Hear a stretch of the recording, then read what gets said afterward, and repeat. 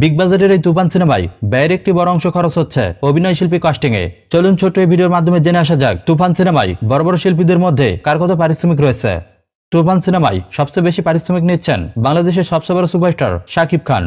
তবে সব মিলিয়ে তুফান সিনেমার অভিনয় শিল্পী কাস্টিং এর জন্য প্রযোজনা প্রতিষ্ঠানগুলোকে 4 কোটি টাকার মতো ব্যয় করতে হচ্ছে, যার মধ্যে তুফান সিনেমার দ্বিতীয় নায়িকা মাসুমা রহমান নাবিলের জন্য তুফান সিনেমার প্রযোজনা প্রতিষ্ঠানকে 6 লক্ষ টাকা ব্যয় করতে হচ্ছে। এর পাশাপাশি তুফান সিনেমার মূল নায়িকা মিমি চক্রবর্তীর জন্য প্রযোজনা প্রতিষ্ঠানকে 10 লক্ষ টাকার মতো ব্যয় করতে হচ্ছে।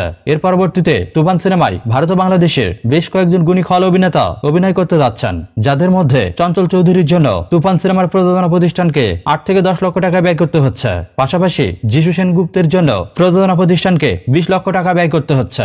এছাড়াও বাংলাদেশের আরো একজন গুণী খল অভিনেতা মিশা সাওদাগরের জন্য তুফান সিনেমার কাস্টিং এ 10 লক্ষ টাকার মতো ব্যয় করতে হচ্ছে।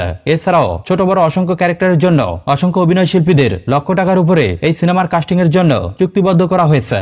তবে রাহেন রাফির তুফান সিনেমায় সবচেয়ে বড় নাম সুপারস্টার শাকিব খান, আর শাকিব খানের পিছনে তুফান সিনেমার জন্য প্রযোজনা প্রতিষ্ঠানকে 1 কোটি 20 লক্ষ টাকার মতো ব্যয় করতে হচ্ছে।